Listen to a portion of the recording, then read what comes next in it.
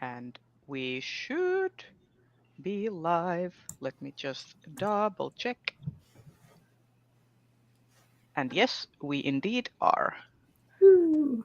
All right. So, hello everybody. Welcome to the February 2025 Stitch and Bitch. I am your host Reija from the channel Bookfinch, and we'll start by introducing each other with. I This mean, it is could be fun already to starting. introduce each other, like Yes, maybe in a exactly. future Stitch and Bitch. Maybe in the future. This is starting really well. Anyway, we'll start with introductions and what we're making. So I'm still crafting my Thistle bookmark, so I'm gonna be working on the purple part, so the flowers today. It's And looking really good. yeah, it's starting to look like a proper Thistle. So Rachel, how about you go next? I'm Rachel. My channel is Colonati. I have not been on social media very much recently, so I'm not going to talk about that. But I read science fiction and fantasy and nonfiction and quite a bit of manga these days. And what I am working on, I went to the yarn store yesterday and was like, yeah, I'm just going to buy completely new yarn for that shawl that I had started and didn't like what I was doing with it. So I am already this far into I think it's like a crescent shaped shawl. Um, it has what's it's a kind of color work where you're not actually knitting with your contrast color. Oh, is You're it just mosaic? weaving it in and out in front of and behind stitches. Is it mosaic? Huh? Is it mosaic knitting? No. I can't remember what it's called in the pattern. Like overlay color work or something. Anyway, it's a pattern by Teddy Lutzak, who is a Ukrainian designer. And I know she uses this kind of color work technique in some of her really popular like sweater yoke designs. So it's very interesting. I'm using hand spun for the contrast color, and it's kind of hard to see it, but anyway, it's a potato chip knit, and I will probably have it done pretty quickly. Nice. Dial, why don't you go next? Hi, my name's Diana. My channel is Bookish Die. I have not been doing videos. I meant to do something recently. I just did not. I read a lot of science fiction, fantasy, although lately I've been in a pretty hardcore nonfiction type of zone. And for what I am working on, I had started a project while I was at a conference, and I realized I had fucked up the edges, and I was like far enough along where I couldn't like just easily unpick like a few rows back. So I ended up frogging the project, but unfortunately I did this before I had caffeine and wasn't thinking about how to keep the two skeins I was using neat and tidy. So I have been untangling this yarn since 8 in the morning. Ooh. Don't be like me. Anyway, here's Luke. Oh, kitty. We sympathize with your pain. Anyway, he's getting kicked off because I don't like having a cat on my lap while I'm untangling. Although he's like not the yarn chaser Leia is. It's just like I only have so much lap and he takes up most of it.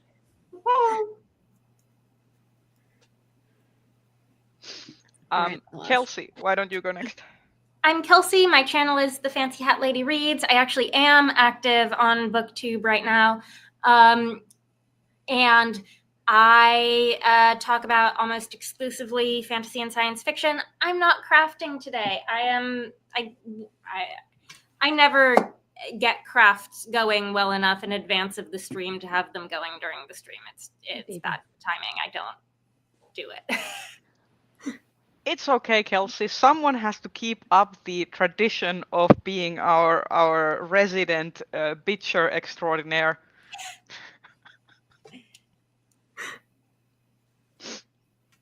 All right. Now that we have talked about who we are and what we're making, today we're gonna dedicate some time of the stream to talk about our recommendations and thoughts about the Hugo nominations, which are currently open for this year. So in case you did not know, Hugo nomination period is open, if I remember correctly, until March 14th.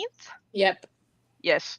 So if you have a supporting membership or an attending membership to Seattle or a membership to Scotland last year, you are eligible to nominate in this year's Hugo Awards. And in case you weren't aware, Stitch and Bitch is also eligible in the Fancast category if that is, if you would like to see us in the long list. Break the stranglehold of podcasts co-hosted by authors.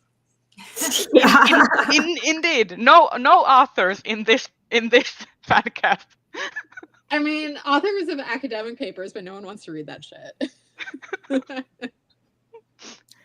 I'm also going to briefly mention, I don't know if anyone else's channels meet the requirements, but my channel, The Fancy Hat Lady Reads, is also eligible in Fancast.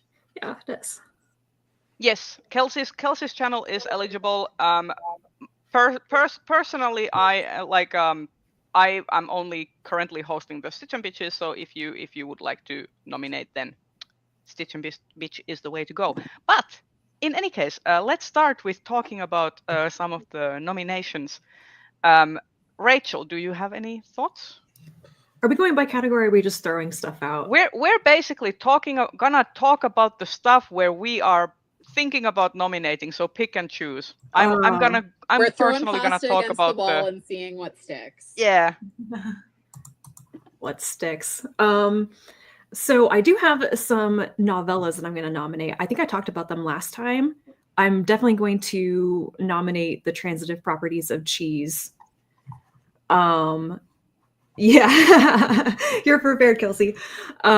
This is the other reason I'm not crafting. I have all the books around me. I am planning on trying to read that before the nomination period ends, so I can see if I will also be nominating that, because like I want to read a lot of the Neon Hemlock stuff, so I'm not only nominating Tor.com novellas. God, yeah, I need to read The Yoke of Stars just because, like, I'm pretty sure I'll end up nominating it because I loved The Four Profound Weaves. But yeah, I need to nominate like at least one, most likely two non-Tor.com. Mm-hmm.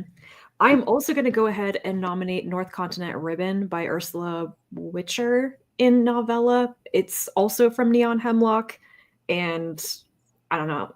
I think it counts as a novella, even though it's kind of a collection. They're connected stories, so I'm going to go with it. I think there was something else, but I can't remember what in novella. I will also nominate a couple of things in Best Novel, because I did really like A Sorceress Comes to Call by Ursula Vernon of T. Kingfisher. I feel like that one's probably gonna be a shoe-in. You'll be a little bit shocked that one doesn't make the list. That's the novel at this point that I'm like 100% sure is going to be on the short list. I am so sure it's going to be on the short list that I'm not going to nominate it. Oh. I will probably nominate it because I don't think I'm gonna have enough stuff to like exceed like 5 nominations or whatever. I'm also kind of like, okay, I am not going to nominate this one, but I'm going to throw it out there as one that might come up. Mirrored Heavens by Rebecca Roanhorse, because it's the conclusion. Oh yeah, that came out last year. Did you finish? Did you finish it, Rhea? I'm so it's actually sitting over. I have this pile of books that are sitting on my table right now for my vacation reading. So I'm gonna be dedicating some time to finishing some stuff, and Mirrored Heavens is right there. But I never have finished it. I'm about like 40% through with it. But there's just some things that it's like it doesn't excite me to. Like when I'm reading it, I'm enjoying it. Series, right? I'm pretty. It is eligible for best series. Yeah, I could nominate it for best series though. I would personally would nominate it for best series rather than the conclusion for best novel. But yeah, anyway, I actually like the end of the book. Oh, Renee is saying North Continent Ribbon is a novel by word count. A novel. Really? Oh, interesting. Interesting indeed. feels like I will definitely check There's out like several borderline novella novels this year because word count wise, Dead Cattail Assassins and I think The City in Glass are also like I had borderline. I have no idea what Dead Cattail Assassin. City in Glass looks like a novel to me. Like this is not something I would think of putting in novella. Yeah. I like Dead Cattail Assassins. I'm considering putting it in best novel, but I want to maybe read a couple more things just to see. I also know I'm going to nominate The Mars House by Natasha Pulley just because I love that book. It is science fiction, but I feel like it's a little bit on that edge of romance science fiction, so people might overlook it. But it was last year was a weird year for science fiction because like a lot of the sort of Hugo darling heavy hitters just didn't release a book. And this year we're getting Hugo nominations tend to skew science fiction. Ballot. What? Yes. I said in 2025 we're getting 2 chances for Scalzi to be on the ballot. Yeah, no, he will. Will I read his book about how the moon is cheese? Probably. I am prepared for this year's Hugo shortlist to see some like surprise science fiction that wasn't on my radar pop up on the Hugo shortlist. Like it might happen. Given that I wasn't aware of a lot of stuff, like I wasn't looking, I know there are going to be a lot of surprises for me. I would love to see The Mars House though. I thoroughly enjoyed that book, and I need Natasha Pulley to write more sci-fi, romance or not, but let me see if I can get that one from the library. I am at the point of like panic reading everything all at once. I will say it's a bit of a chunky book, so I flew through it though. I'm just personally like waiting for a time when some romance fantasy also like gets it, like, because some of it is like really good and like intriguing, like properly well written, but it has like the like romance is like a major element in it, and I just wish that someday people will get down from their high horse and start nominating this stuff. And it's no different. I am trying to pioneer in it's that no sense. different from nominating things that are space fantasy, yes. or all the science fiction novels that have basically a mystery plot, like Six Weeks, for example, like classic locked room mystery plot in there. But you say romance, people are like, no, but it's romance that deals with, a colony on Mars and issues of gender identity and medical stuff. Yeah. Like, it's cool.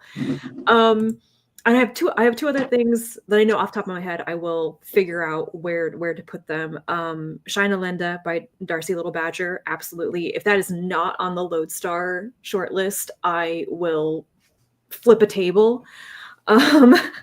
Rachel will throw hands.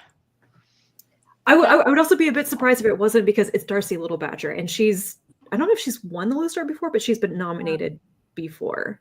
Did A Snake Falls to Earth make the Lodestar list, or just Lazo? I think it did.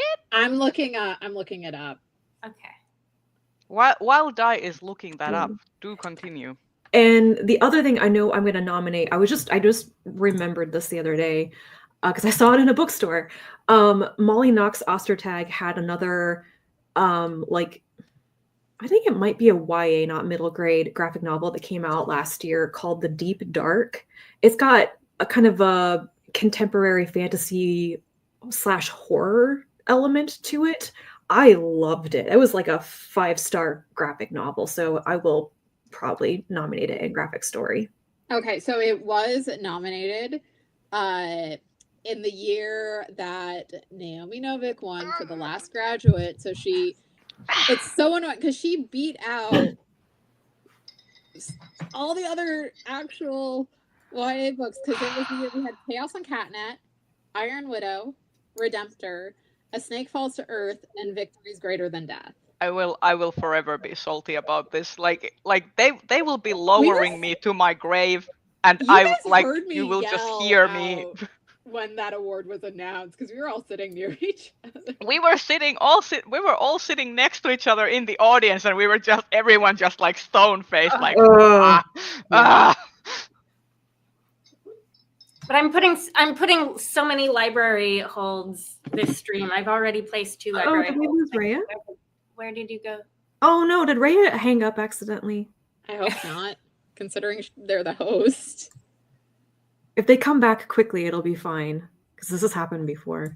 Yeah. Just keep going. Anyway, I think that's probably it for me. I was looking through my list thinking, oh, there were other like novellas and stuff, but honestly, there were some big titles that came out that I just didn't love as much. So I'm sure that somebody else will nominate them, but you know. How much you want to bet we're gonna get 2 instances of Shauna McGuire on Best Series? Which ones are eligible? Encrypted is eligible, and then the Alchemical Journey, so the middle game series. Oh, I just remembered. I forgot that these were 2024. The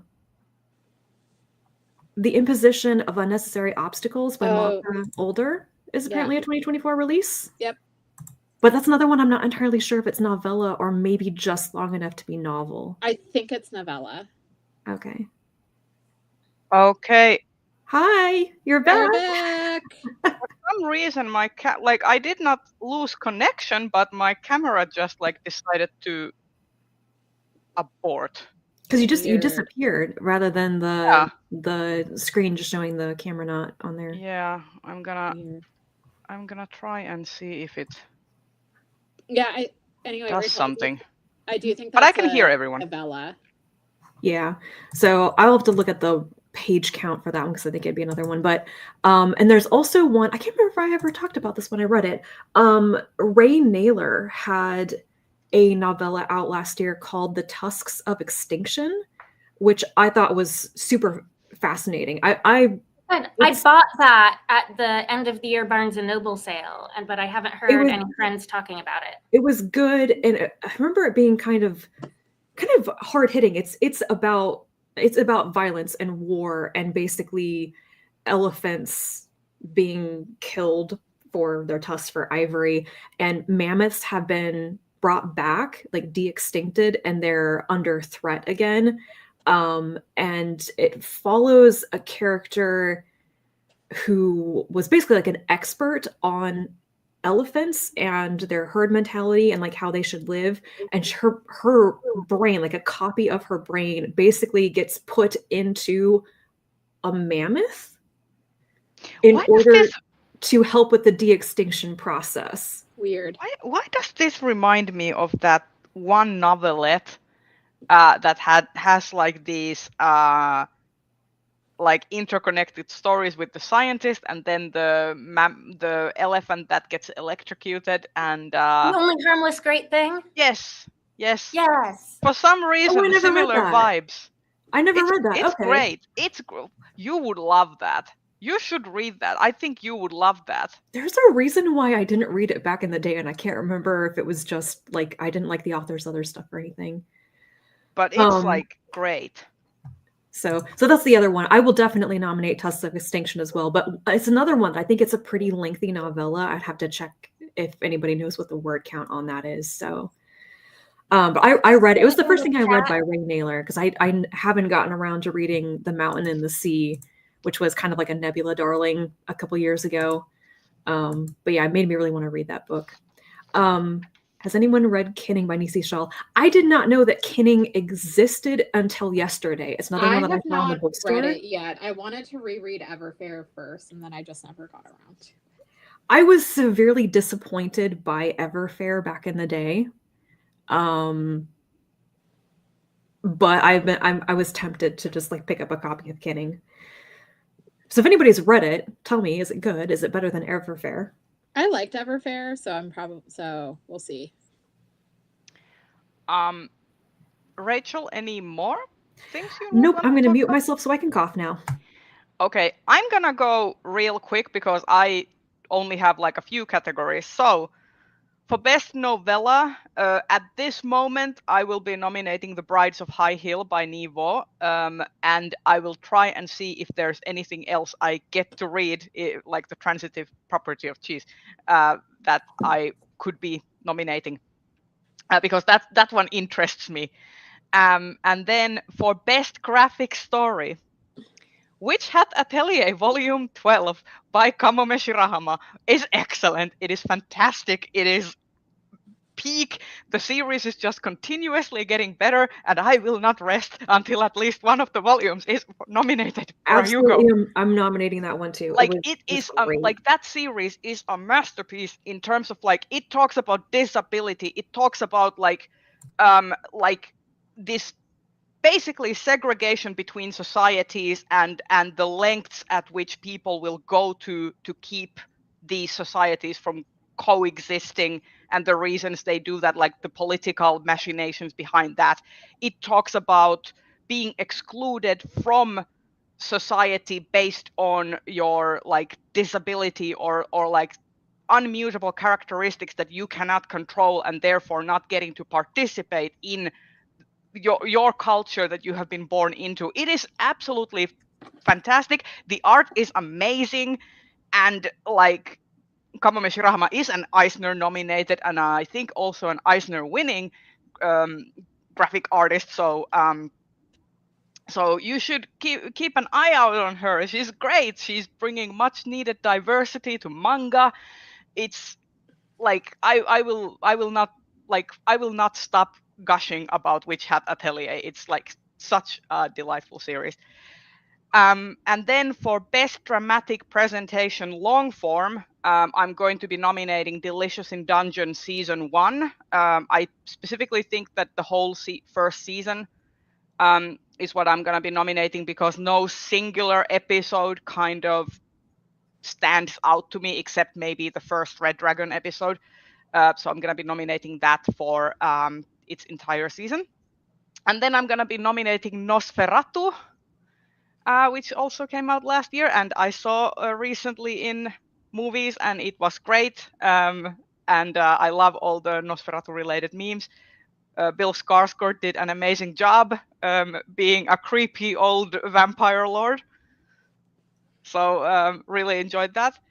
And then for best dramatic presentation short form, I'm going to be nominating 2 episodes from Arcane season 2. I'm going to be nominating Arcane season 2 episode 7, which in my opinion is the best episode of the entire season.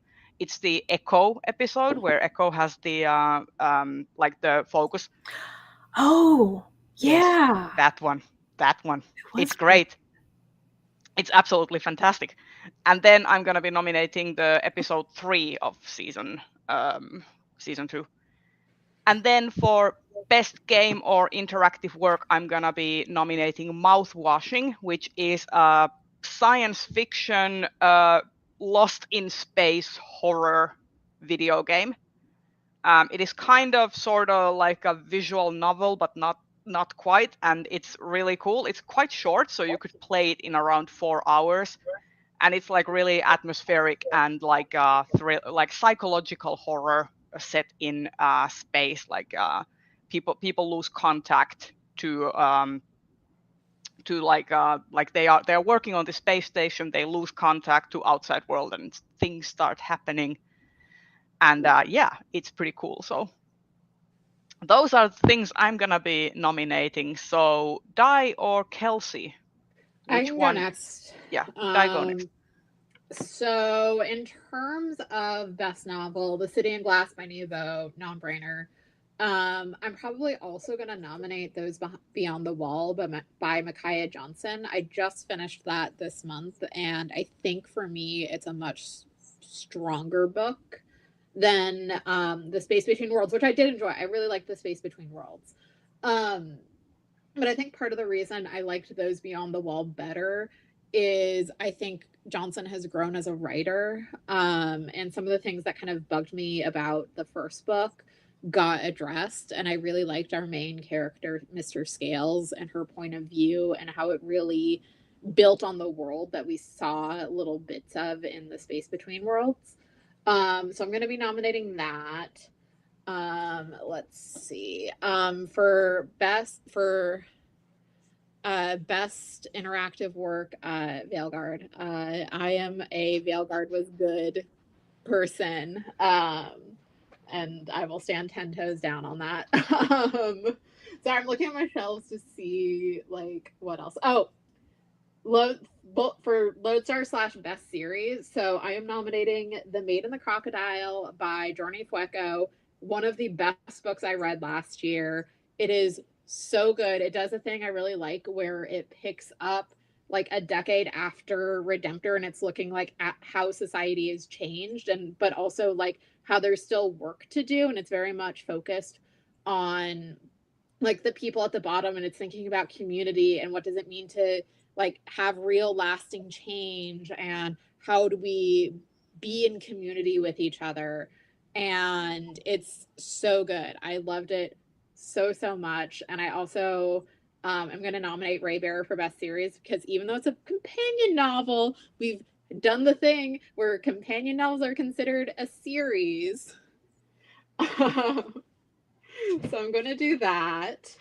Let's see, what else? Some stuff I want to get to before nominations close is I really need to read So Let Them Burn by Camila Cole. I am reading that right now, and it's going to probably make my list. I've heard nothing but amazing things for it. I actually do have the audiobook for it, so I might start that as like a working on restarting this project before my next work. I'm like 40% through, and it's going really, really quickly for me. Is Camila Cole also Astounding eligible? I think so. This is her first novel. And then I want to read the Darcy Little Badger.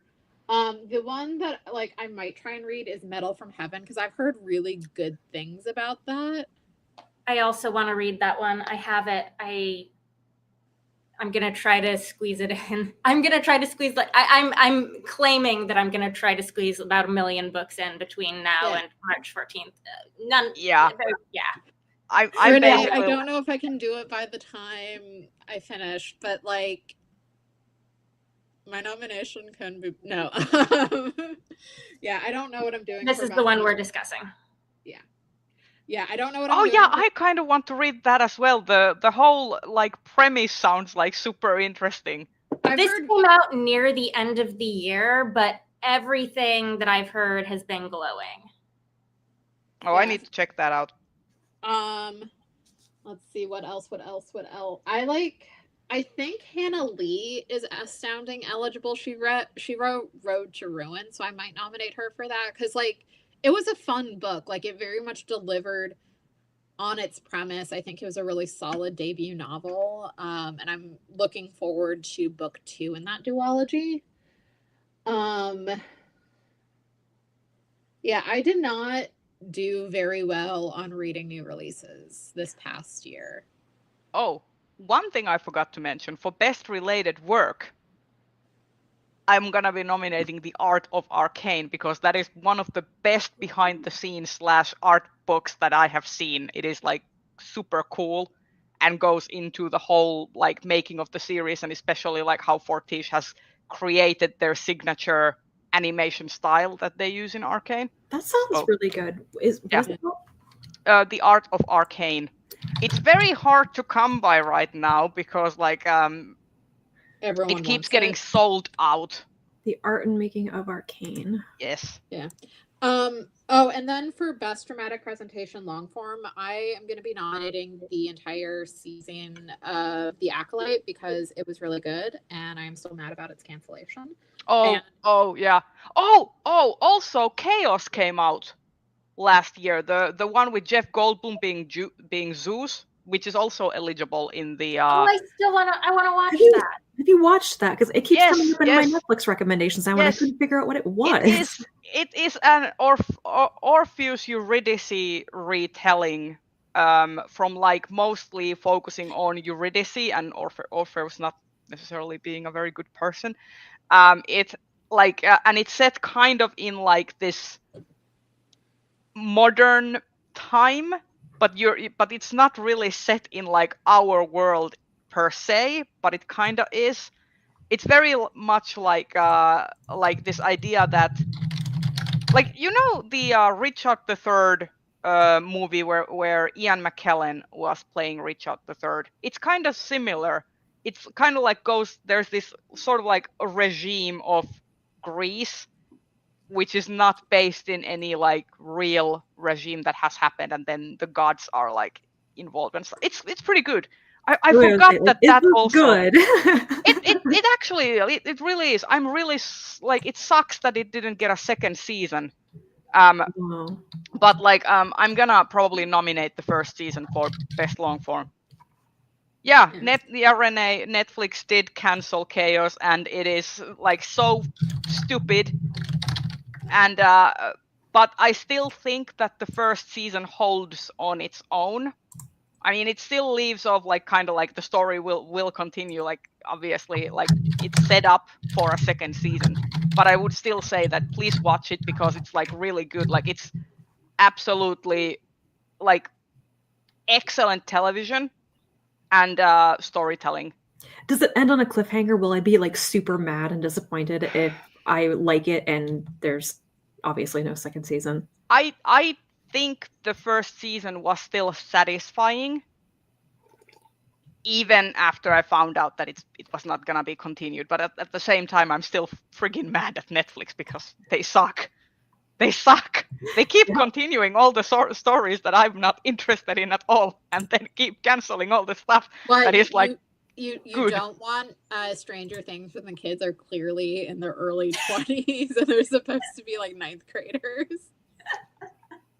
I'll talk about that when we get to media. But yeah, moving on, next. I'm trying to think if there's anything else I'm planning on nominating. God, I don't know. Like I said, I did really badly with reading new releases this past year. I keep thinking like, oh, this will be the year I like do new releases, and then it never is. See, this was the year I did new releases. I pre-ordered a bunch of my most anticipated books and I read them all as they came in, and Kelsey's the vast majority of them like slightly underwhelmed me and are not going to make my Hugo shortlist. So like right now I'm panic reading everything else because clearly I misjudged when I decided what my most anticipated books of the year were going to be. This is why I don't do most anticipated. But is it my turn? Yes, go on. Yes. Go on. Okay, so for best novel, I have two absolute no-brainers right now, which is The City in Glass by Nevo. I love the Singing Hills cycle. Singing Hills might have word count to be eligible in best series this year, does it? I think we discussed this last time around. I'm not sure. There's like, what, 4 out right now? But this wowed me in a way that none of the individual Singing Hills books have. This is the book that I will be mad if like the Singing Hills novellas keep getting nominated, but this isn't on the best novel shortlist. I will be mad. Read this. And then the other one that is more of a long shot is The Briar Book of the Dead by A.G. Slater. This is one of the now multiple standalone fantasy novels in her Sourdough universe. But this is actually sort of stealthily a sequel to Of Sorrow and Such, if anyone remembers this novella from years ago. But this follows like the descendants of a couple of these characters many, many generations later. And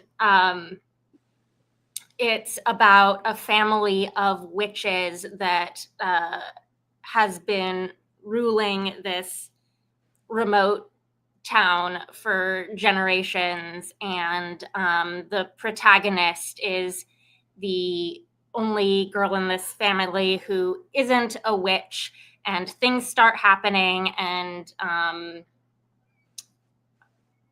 she and her cousins are all sort of forced to come into, you know, leadership positions, and our protagonist starts seeing ghosts. And it is small town fantasy, in that it's all about like the relationships of the people in this community and this absolutely messed up family and their absolutely messed up family history. I love absolutely messed up families and family histories. Yes. And for me, like, the book that I've read recently that I feel like this is most comparable to is A Sorceress Comes to Call, which is the book that we all feel like we know is going to be on the short list. But I would beg people who love that sort of darker T. Kingfisher fantasy to also give A.G. Slater a chance. Maybe you would really like this too. And it occurred to me, like, way too late, that because this is all a shared universe, a lot of her books and stories, the Sourdough universe would be eligible in Best Series. So I'm probably nominating it there too, because she's an author who like never makes the Hugo shortlist, probably isn't on a lot of Hugo readers' radars, but probably should be. All of us trying to figure out how to game the Best Series shortlist. Yeah. Oh, I'm nominating a bunch of stuff in Best Series that doesn't have any chance. Do you want to hear what I'm nominating in Best Series? Yes. Switch to a different tab. Hold on. I'm nominating the Sourdough universe. I'm nominating Greenwing and Dart by Victoria Goddard. I've read the first two books. There was a short story out in that series this year, but that's like self-published fantasy. And then the other self-published series I'm nominating is the Miss Percy's Guide series. I read the first book, Miss Percy's Pocket Guide to the Care and Feeding of British Dragons. And that is fantasy of manners in which like a 40-year-old spinster hatches a dragon. Sounds like a good time. It was a lovely good time. And then I think I'm gonna throw Singing Hills Cycle on there in case it's eligible. But yeah, that's a bunch of, yeah? Oh, go ahead. Finish your thought. No. I don't know what it was. I was going to say, another thing I wouldn't be super shocked by to show up on Best Series, Max Gladwell's or Gladstone's The Craft Sequence. Is there another book out? Yeah, there was another book out. Ooh. Okay, so in novella, I am trying to fill up my ballot with things that are not Tor.com, and then like depending on how many spots are empty by the time nominations close, I will fill up any remaining spots with Tor.com novellas. But Transitive Properties of Cheese, we've already discussed. This is science fiction with a cheese heist. Also Neon Hemlock, Finding Echoes by Foz Meadows, which is sort of high stakes, fast paced adventure in like a deeply divided city where like society from like more privileged parts of the city and less privileged parts of the city are not allowed to mix. So lots of social commentary. I need to read that one. I thought it was a 2023 release for some reason, but I haven't. It was supposed to be, but it got pushed back. It came out in January. That would be where I got that idea. Yeah, this one got pushed back and ended up coming out in January. Okay. And then,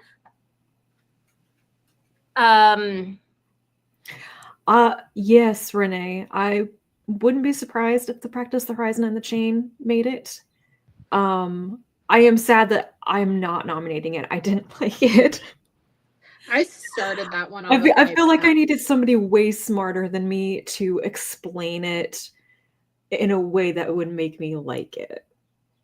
I'm going to try to read it, probably.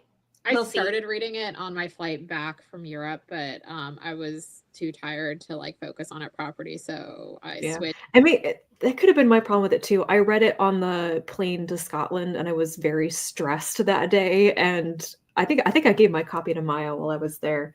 I was like, I just didn't get it.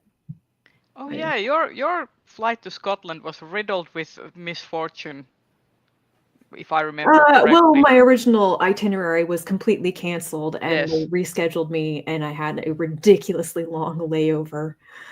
I survived though. Where was your long layover? It was in O'Hare. Oh. Ugh.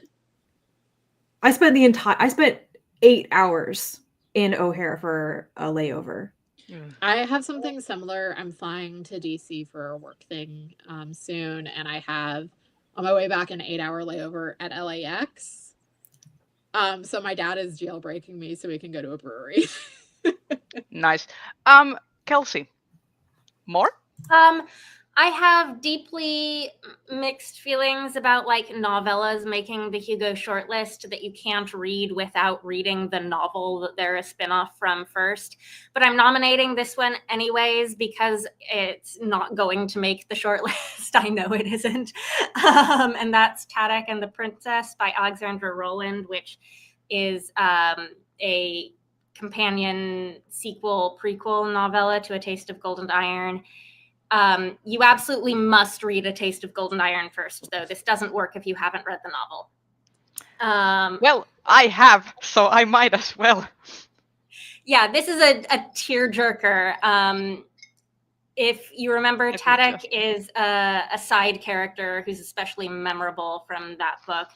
And in this book, we start out in the present after the events of after the events of A Taste of Gold and Iron, and then we get flashbacks and we learn about his childhood and growing up and how Cadu's mother basically gave him every opportunity that he ever had in life. And of course, we know she's dead. So this tugs on the heartstrings. I feel like I should have started reading that one instead of what's the pirate book? Running Close to the Wind. That was one I still have not read that. I liked it, but not enough to nominate it for a Hugo. I had to pause it. I started, I was like 30 pages in, and I had to take the book back to the library, and I had to wait like a week to get it again. So I was like, I'm gonna restart that, and I was like, I don't know. I still can't take what's his name. He's so melodramatic. Anyway. But you want to get to the cake competition at the end. Oh, do I? I think so. I don't know. How much do you like Cake Chaos? It's British Bake Off, of course. Wait, is it actually like British Bake Off? I've never watched British Bake Off. There's apparently a cake show off at the it's a themed cake show off. Like the cakes all have to like provide commentary on a theme. Anyway, I know we're getting off on a tangent here, but I was like, what is my problem with getting into this book? And then I read somebody else's review where they were like, this is the horniest book ever, but they only ever talk about being horny. They never actually get it on. I was like, it's a closed door romance where everyone is being very raunchy all the time, which is very interesting. Oh, bad. Oh, God. Really closed door. I'm like, any one of these people could be interesting in a relationship, but instead we just get what's his face, Havra or whatever, pouting and trying to be pretty, and I'm like, it's not working, dude. This is the one you need to read. I need to get my hands on it. I am going to keep us abreast of the time, so I would say that the next 5 minutes are your last chances to talk about anything Hugo nominations related. But I have so much more. Okay, for us, I'm just gonna mention that I am currently reading, I've just started, I'm only a few pages into The Mountain Crown by Karen Loachi. I don't really know if I'm saying that correctly, but it is a novella that came out from Solaris. And it's a like dragon book with kind of Western vibes. Cool. So that's another one that's a non-Tor.com novella. And then like my Tor.com novella that may make the list is Butcher of the Forest, which I thought was very good. And then for Astounding Award, I already mentioned Camila Cole because I'm reading So Let Them Burn. Also, Sylvie Cathrall, author of A Letter to the Luminous Deep. I'm on the fence about whether or not I'll also put this in Best Novel. It is an epistolary, cozy, fantasy sort of puzzle box story book. It's interesting. It's a little bit weird. And definitely this author is going on my Astounding shortlist. I think it's also Monoquill Blackgoose's second year of eligibility for the Astounding, and I did like that book enough to nominate her in that category again. In terms of what I still... my other Lodestar book. I ended up only giving Dragonfruit 3 stars, but it was a strong 3 stars, and it's definitely actual YA. And I was mostly just disappointed because I liked Year of the Reaper so much more, and I had very high expectations. But this is probably something I will put on my Lodestar list because I would be happy to see it there. Also, I love this cover, so the artist is going on my artist nomination list. That's Tran Nguyen, who I think I've nominated before previous years. I still have to read Shane Linde and Death's Country, but I have both of these out from the library. These are priorities for me to read for YA. In terms of what I still want to read for a novel, I want to read Metal from Heaven. I want to read The West Passage because this is a debut, so this author is Astounding eligible, and this is supposed to be a very weird medieval-ish fantasy book. I've had this recommended to me. That seems really cool. The West Passage, you say? Yes.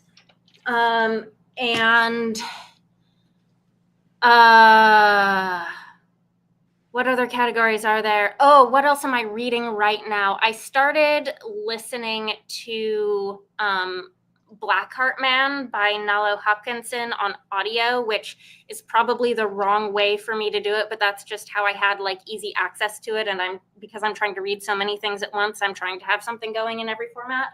But it has started off like extremely dense, but also with an extremely chaotic protagonist. Like, I've just met you, Vikosi. What are you doing? So that I don't know if I'll be able to get through that on audio fast enough because I'm very slow listening to dense books on audio, but I'm enjoying it.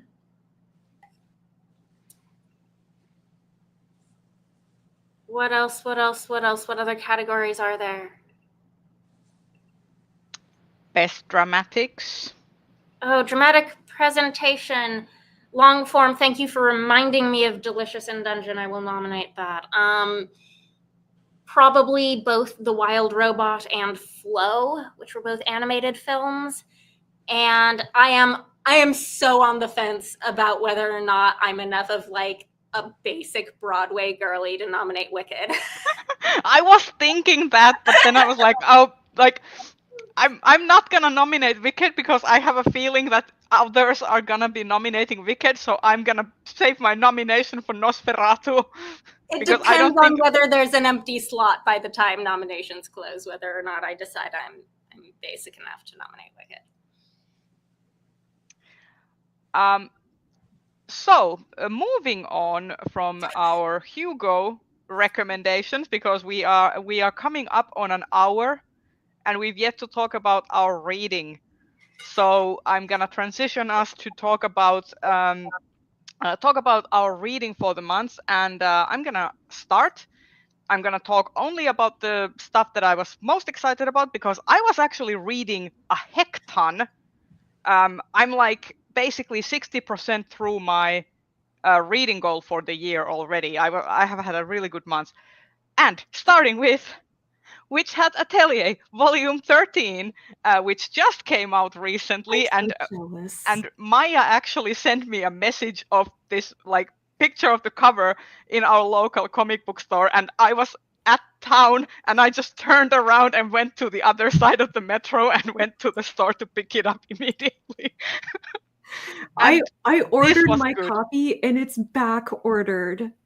I guess like they just have to print more. Yeah, but this one like this series just keeps getting better. Like this, if I thought that volume 12 was really good and one of the best volumes on the series, this one is better than volume 12, and it's like goes again into the deep like political machinations and the conflict between the witches and the non-witchy folk, and you can start to like there's so much tension building that there's gonna be a major upheaval in like how the society is constructed, because everyone is just like trying to like fiercely keep up the status quo, and people just keep like no pulling against that it. there's this big broad societal thing going on, but you know what has me rather anxious? Yes, Renee, good. Yeah, try it. You need to try it. I will say the first couple of volumes are more about setup and like more about the found family aspect. I would say that in like volumes 3 and 4 you start to kind of like see how it starts to get building more into the political machinations and stuff. So just give it time. This is a series where you want to give it time. I have volume 4 out from the library, and I have no idea if I remember the first 3 volumes well enough to start reading it. There's probably enough recap. I mean, the first 3 volumes are really just like introducing the. And I will also say that Kamome Shirahama, like Ramsey is correct. Kamome Shirahama is one of the best artists currently working in manga. Like just like look at this. The what the cover looks like is exactly what the insides of the comic book look like, except it's black and white. It's exactly the same. Like her art is just like a masterpiece on every panel. And sometimes I just stare at it for like 10 minutes straight on a single page because I just want to look at all of the details. And like all her background characters and stuff like are so like the world feels rich and lived in. Are we nominating manga artists in Best Artist? Oh, I definitely am. Like she is professional artist working in the field, so I'm also nominating her for Best Artist. And okay, my brain just went completely gaga over Witch Hat for there. I found yesterday a new webtoon, and this one was so good. I stayed up until 6 a.m. in the morning because I could not stop reading it. I needed to know what was going on. I gave up and gave money to Manta's predatory gem scheme in order to buy all of the chapters, because this series is locked behind a paywall that you cannot get with your regular subscription. So I did cave and bought all of the gems to unlock it.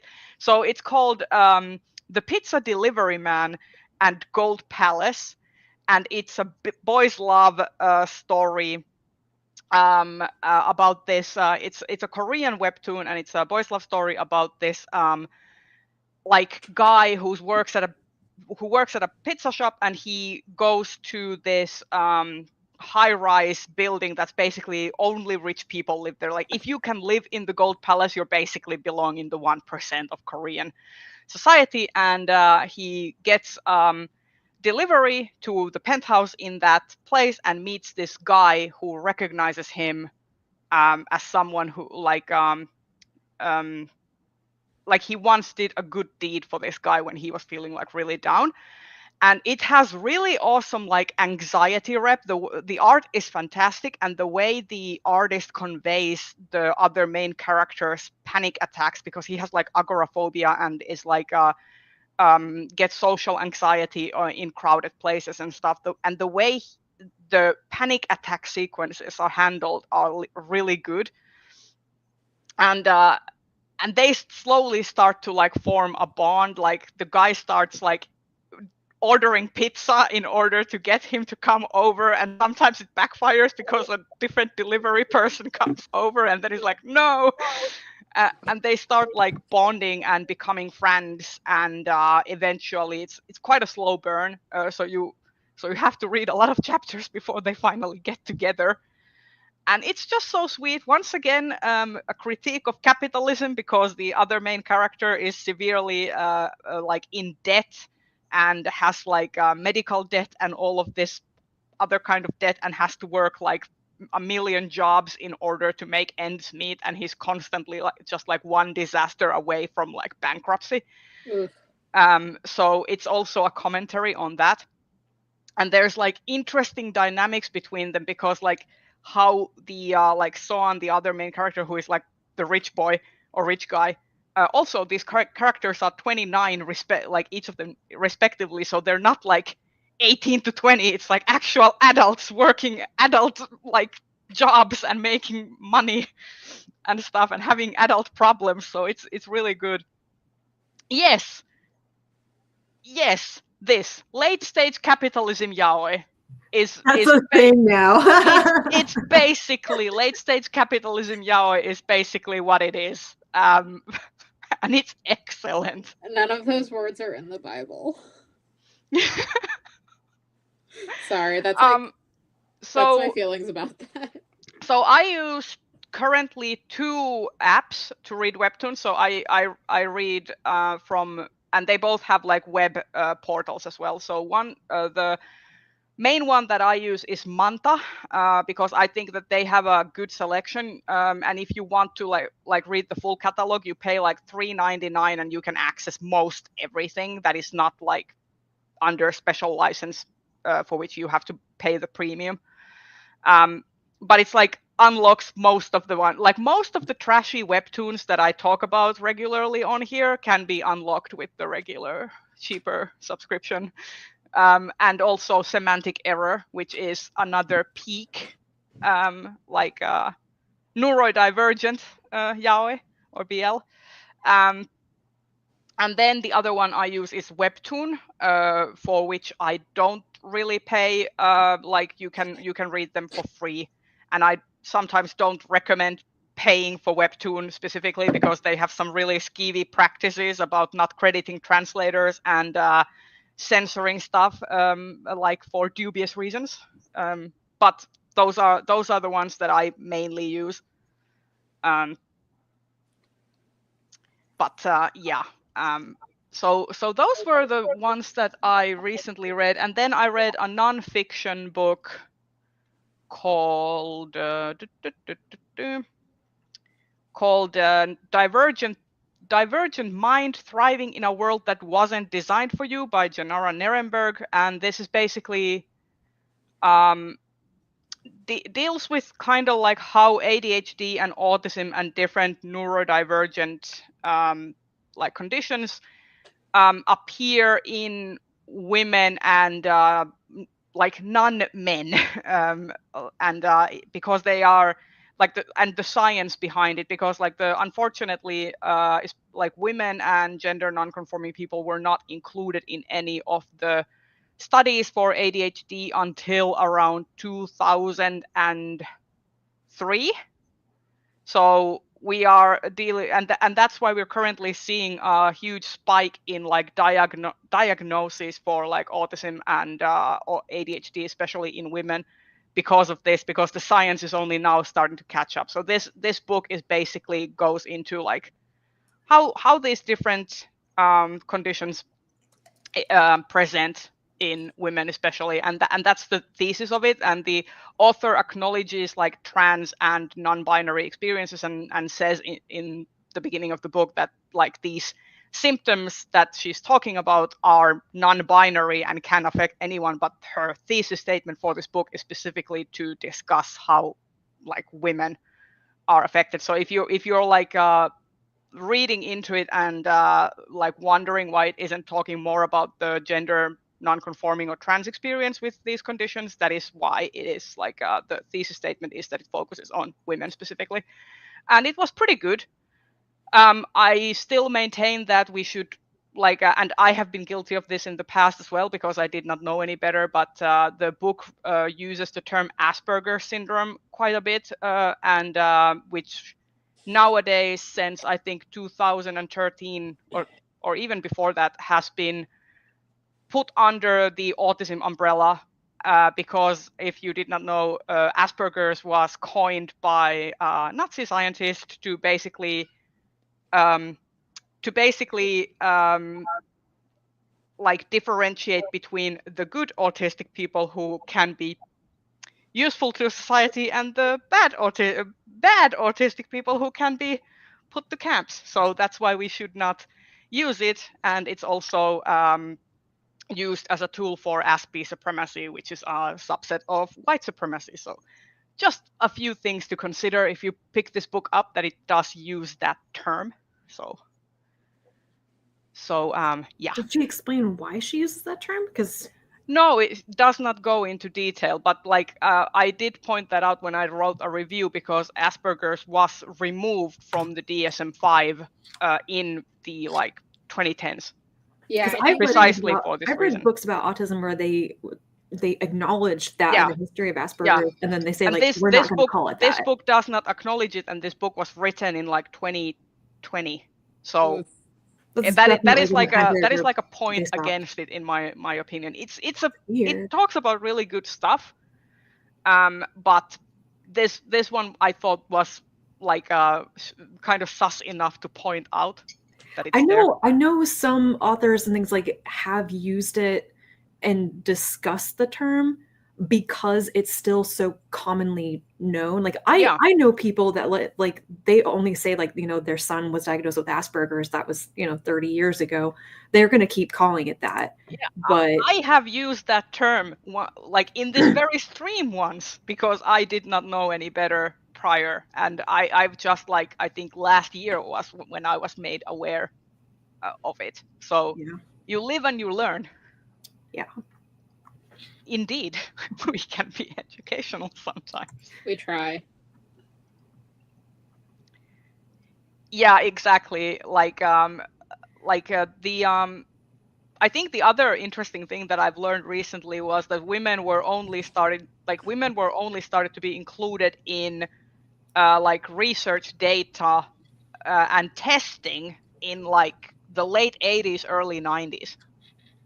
Which is why a lot of medications that we use today are basically not as efficient on like AFAB folk, because the dosage is like basically designed to on male bodies.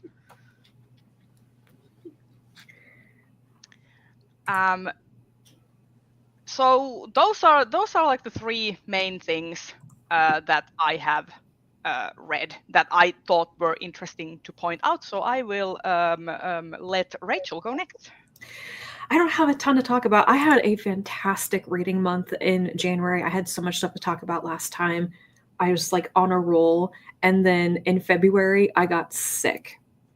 And when I wasn't sick, I was busy on the weekends. And that's one thing about me. I cannot read when I am feeling unwell. So it's like two weeks of being sick and then convalescence and then like post-viral syndrome, stuff like I had terrible brain fog. So I had all these things that I wanted to read, and I had to take like a huge stack of books back to the library because I never read them. That's always the worst when you have to do that. I have to do the walk of shame to the library this Monday. But I'm kind of coming out of it. I read some things really early in the month before I got the flu. And I'm kind of getting back into stuff now. So the thing that I have just been obsessed with with like finishing or catching up on since the beginning of the year is A Bride's Story. Oh yes, I'm currently in the middle of volume 9 right now. So I read volumes 7 and 8 at the beginning of the month, I think, and it was basically Christmas time when I realized I can't keep getting these books from Interlibrary Loan. I need to just buy them. So I've been like tracking down used copies on eBay and buying them like 1 and 2 at a time as I read through them. So I really love this series. Yeah, it is also one of my like all-time favorite series that I'm continuously. I think I'm on. Oh, you could see them on my shelf now. Oh, they're back there, right there. I'm on volume 12. So there's a few volumes that have come out after. They're up to 14, and I've seen a cover for 15 somewhere. Yeah. I don't know if it was the real one or not. I think 15 is coming out this year. So I will be up to date when that comes out. I used my birthday book money to get the last 3 volumes that are out, so I will be catching up on this. But it's like I'm dealing out the crack to myself. Whenever I actually feel like reading, I gotta read this. But the other things that I read that are maybe noteworthy, I read the 3rd book in the Evander Mills mystery series. What was the first one was Lavender House. Oh, the A.C. Rosen? Yeah, Lev A.C. Rosen. And I completely missed that the 3rd book came out. It's called Rough Pages. And I really enjoyed it. I thought like the 1st and 2nd books were amazing, like 5 stars, super enjoyed it. It's a mystery series set in the 1950s in, oh my God, is it San Francisco? I'm completely blanking now. If I'm remembering, I have not read the blurb. Because it's in, they talk about being in the Bay Area. But so it's 1950s, and it follows a man, Andy, who is gay. He was a police officer. He was a cop until he was found in a gay bar, got beat up, ejected from the force, and now he's trying to make a living in the same city as a private detective, basically. He kind of becomes like the private detective of the queer underground world in San Francisco, and it's fantastic. I think it's also really well researched. The author goes into details in the acknowledgments about the research he had to do in this time period, this area with the queer community and stuff. But yeah, I super enjoyed it. Rough Pages was also a good one. And I think the 4th one's already been announced. It's coming out later in this year. So I highly recommend that for anybody who likes, queer stories and mystery detective fiction. It like hits that sweet spot for me. It's really good. And I like that even though it's a mystery series that it deals with, death and lots of threats to minorities, basically. These people are living under, this constant fear of being found out or being harassed by basically the cops, anyone. But it still focuses on how they are carving out lives for themselves, how they're happy. And I like that it's still about joy and the good things in their lives as well. So I did read Navigational Entanglements by Aliette de Bodard, which I think we talked more about last time. I quite enjoyed it. I hope that there will be more in that series if it's going to be like a new universe or something. And I finished Protector by C.J. Cherryh, which is the 14th Foreigner novel. I've been buddy reading the whole series with Kazan from Always Doing. We're on book 15 now. So unfortunately, the series, it's a very long running science fiction series, and it's structured into trilogies. So it's a series of trilogies, and book 15, like 14 to 15 are the 5th trilogy.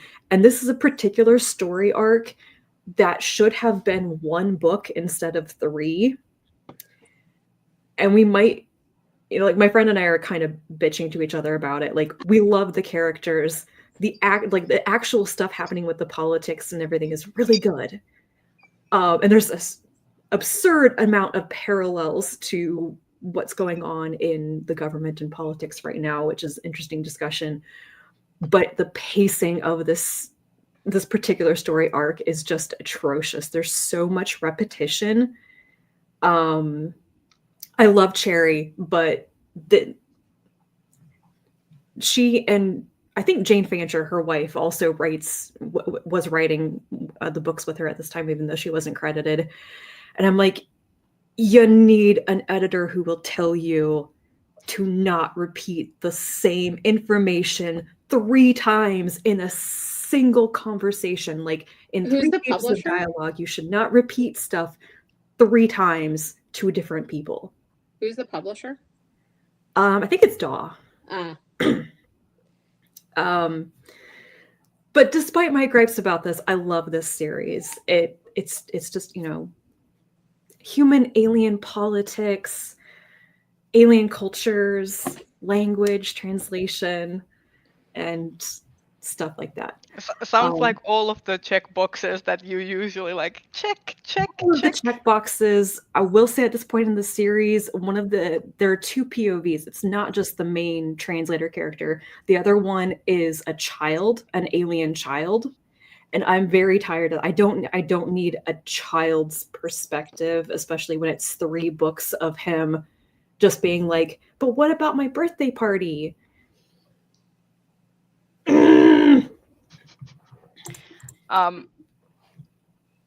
I can say I have not read the manga Orb on the Movements of the Earth, but I have watched the anime, and I'm actually interested in checking out the manga as well. It's basically about the like it's set in Poland in the 13 or 1400s. Can't remember exactly. I think it's 1300s, but basically it's about the theory, the series is all about the different generations of people trying to prove the theory against the Catholic Church that the Earth is not the center of the universe, and people get like it follows multiple different people because people get persecuted and burnt at the stake for promoting heliocentrism. So I watched the first episode of the manga because I was like, oh, this is going to be good. It's going to be like astronomy in medieval times, and then it's an anime. If you've read anything about Giordano Bruno, you know what the story is going to be, though. I decided not to continue with it because I was like, I can predict where this is going to go. It's good if you don't have the background of of the historical time. I wish that I didn't. I wish that I didn't know as much because I think I would have really enjoyed it. But as soon as it clicked for me that it was absolutely based on like the historical life of Giordano Bruno, I was like, oh, I'm going to be able to predict every major event. It's not going to be a surprise at all. But any more reading, Rachel? Oh, Ramsey, I don't hate kids. I just really don't like unnecessary child POVs in adult science fiction novels. Because usually they're not written well. There's a handful of authors I think who can write kids in a believable way. It's a skill. Yeah, in this case, it's an alien child who's very precocious and already he's 9 years old and he's already a major political player in a space station. My problem is that I want to know things about the alien culture that he doesn't know because he's a child. I would much rather have the POV of one of the other adult characters. I would learn so much more.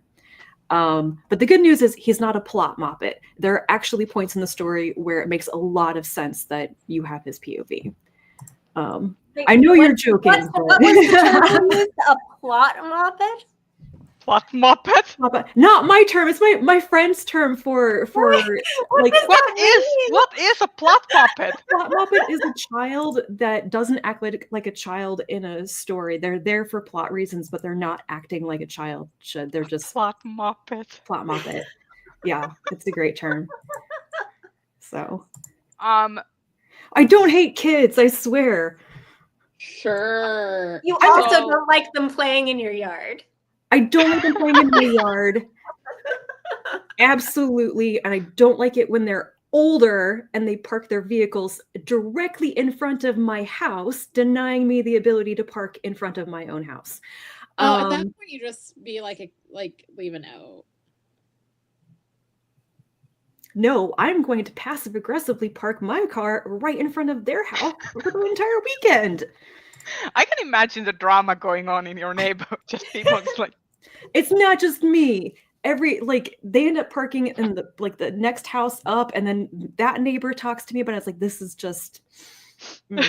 Anyway, I'll have you know, I am volunteering at a kids science center next weekend. I am choosing to be around children. Remember to bring earplugs. That's my go-to yes, for incredibly loud last time. For hanging out with kids. Earplugs are like and a fidget toy so that you can redirect your frustration to something else. I will be using my spinning wheel and I will be getting questions about it, I'm sure. So I will have to talk to children too, not just be in their presence. Can concur. I also use loop earplugs at work, at gigs. They're great because they filter out all of the unnecessary noise and you can still hear people talking, but like it kind of muffles. I could do an entire live show, 2 hours of just telling you the shit that my neighbors have done over the years. Anyway, pardon my French. The other thing that I read that I will mention because I finally freaking read it, and I don't get the hype, and this is terrible. I read Far Sector. Oh, it was okay. I liked Far Sector.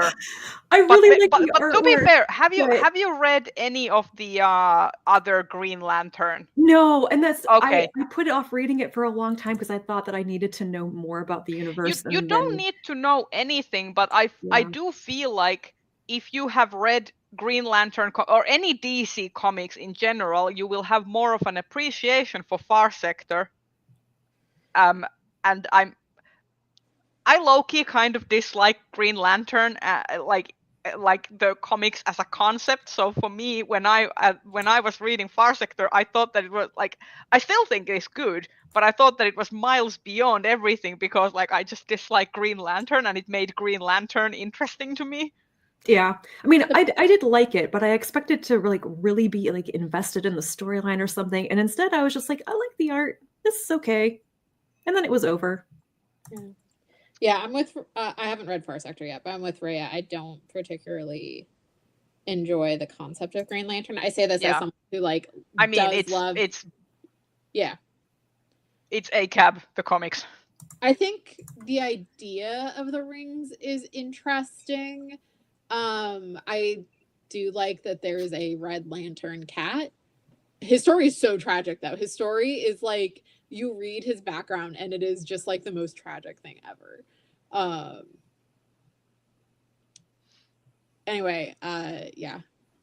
Green Lantern. That's what I read. Somebody take it away now. I can go. I'm still in that weird nonfiction mood. So let's see, I'm pulling up my Goodreads to see what exactly I read. So I, for some reason, decided I wanted to read about disasters. So I listened to both Adam Higginbotham's books. So the first one I read was The Challenger, a true story of heroism and disaster on the edge of space. And just as a heads up, do not read this book if you want to maintain a romantic view about NASA.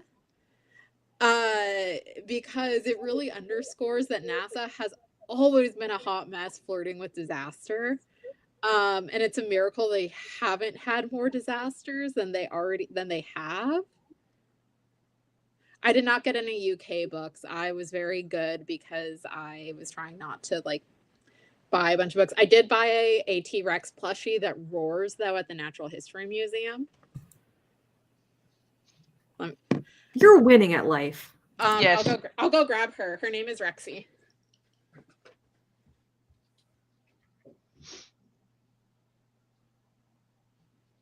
You can never go wrong with dinosaurs.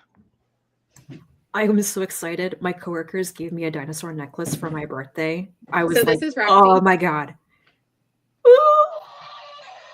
Oh my god. I did not buy her a Christmas sweater, although I was tempted.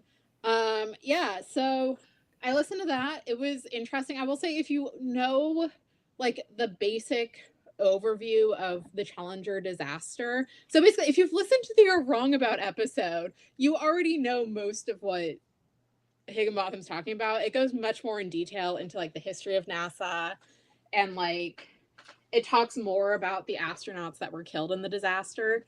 So that was good. I then listened to his other book, Midnight in Chernobyl, because again, world's melting down, might as well listen about a nuclear disaster. Yeah, that was also interesting, and it turns out I wasn't misremembering about my mom being in France when the meltdown happened. She was doing her study abroad, and I asked her, like, hey, am I misremembering, or were you there? She's like, yeah, you know, it probably would have been worse had it been today, because we didn't really know what was going on. We were just told like to stay inside and not drink the milk.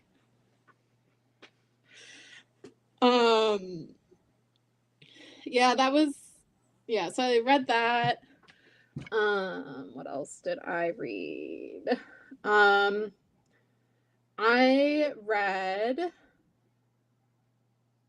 realize I haven't been tagging things correctly.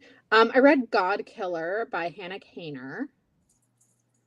I can't remember if I talked about that one or not. I think I was in the middle of reading it last live show.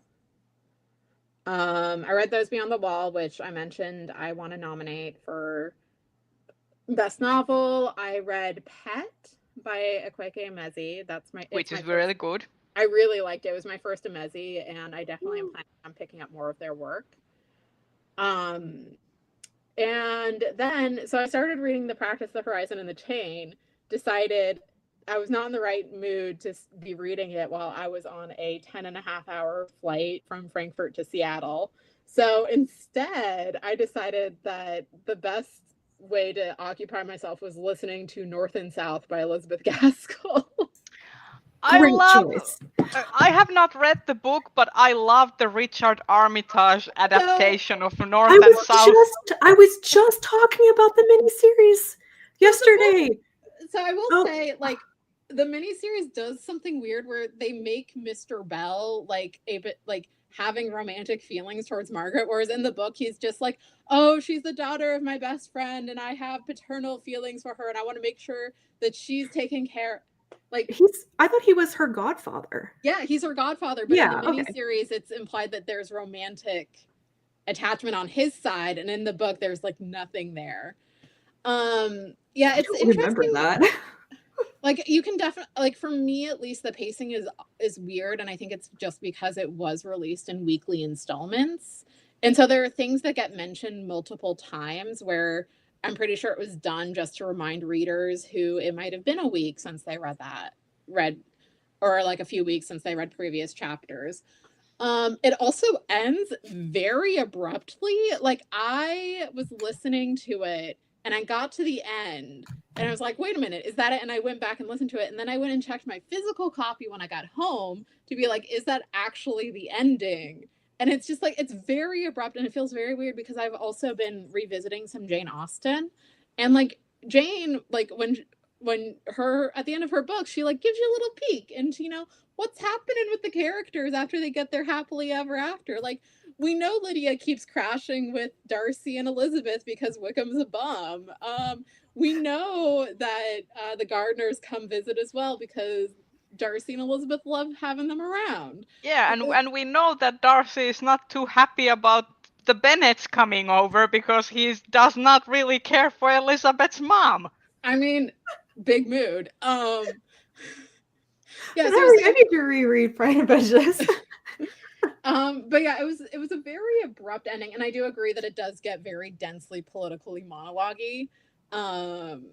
I do appreciate all the union talk though, solidarity. But yeah, it was interesting. Like, I don't think I would rate it as highly as Jane Austen in my feelings, but I'm glad I finally read it. And now I can maybe get rid of my beat up Penguin Classics copy that has made it through multiple moves. I remember I read that. It was one of the first buddy reads I did with somebody when I started booktubing, so it was kind of a new experience. But I read it very slowly with a friend, and I freaking loved it. Pirate, we usually go about 2 hours and sometimes a little bit over, but roughly 2 hours. So we will be here for at least 30 more minutes, give or take. But yeah, and then today while I was untangling my yarn, which I am still doing, I listened to James Baldwin's The Fire Next Time, and it was very good. It's a little disheartening how relevant some of his observations are about race in America and how, like, white folks view Black people and just like how they've kind of positioned themselves. So yeah, I really enjoyed that. I'm glad I finally read it, and I definitely want to read more James Baldwin in the future. And then yeah, that is all I have been in the process of reading. I'm hoping, like I said, I'm hoping to get to some stuff for the Lodestar, but we will see what ends up happening. All right, Kelsey, I will unleash you to talk about stuff that you have been reading. Okay, so go forth. Right now, I'm reading approximately 4 things for potential Hugo nominating, but I have, since we last talked, read a couple things other than that. I read Stories of the Raksura Volume 2. Yes! Yes! Which I think was the weakest book in the series so far for me. I feel like nothing in Volume 2 was a real standout for me. But in Volume 2, they get the babies, if I remember correctly. They do, yes. And that is the highlight. They get the babies. They get the babies while, like, there's this random chaotic attack going on. But the whole thing is like Moon has been like the entire series of him just being basically scouted by Stone to be like the consort, and then the whole drama of like, when are we having babies? And then they finally do, and it's like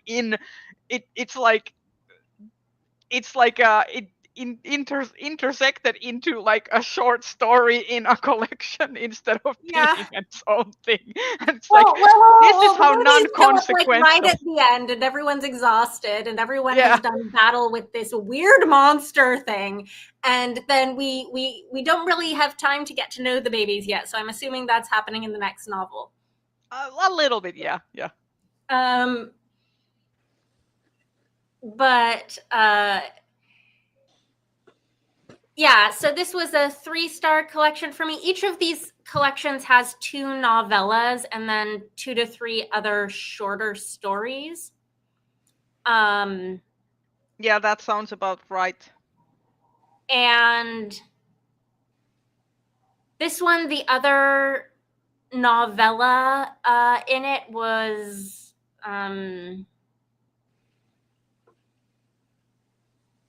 a prequel that doesn't like forward the plot at all or really contribute anything meaningful to the overall story. And like, I enjoyed it. It was good. But it didn't like really add anything to the series for me. And I'm not even remembering what the other short stories in this collection were at this point. And I read this very recently. And then, so I decided that instead of doing a lot of pre-orders this year, I'm reviving my NetGalley account and requesting e-arcs. So I read my first 2025 release. It was an e-arc. It was Wooing the Witch Queen by Stephanie Burgess, which is a fantasy romance that I was told had something in it that I was specifically looking for, which is a fantasy romance where the male love interest is a cinnamon roll and not a growly macho whatever. And it gave me what I was looking for. I was very happy. Okay. What is that makes me called? Excited. I have the book on hold from the library. What was the book called? Because I need more cinnamon roll. Wooing the Witch Queen. Wooing the Witch Queen. So, this was a very quick read. I read the whole thing in one night.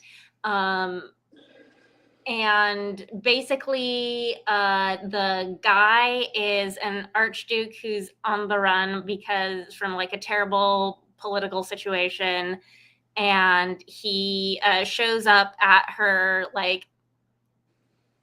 magic palace to beg for mercy, and she mistakes him for a dark wizard, and hires him to catalog her magical library. Sold. Okay, I before you continue, I'll just say, what, Renee, not about babies, specifically lizard babies that have wings and talons and are more velociraptor than human. That is the specifically that kind. That is the context. Okay, Kelsey, moving on. I missed what book title. Wooing the Witch Queen by Stephanie Burgess. Say that again. Wooing the Witch Queen. I can't understand it when you talk at the same time. We're both saying it at the same time. It's Wooing the Witch Queen. Oh, okay. I just put that Kelsey sold it to me. Male love interest cinnamon roll, not a macho bastard. So it's those might as well be unicorns at this point. God, Pining in a library. I'm really mad that my library, none of my libraries have Stephanie Burgess's books. I keep finding things that I want. A lot of her, I feel a lot of her stuff has been indie, self-pubbed. This is, I think, her first trad pub adult book.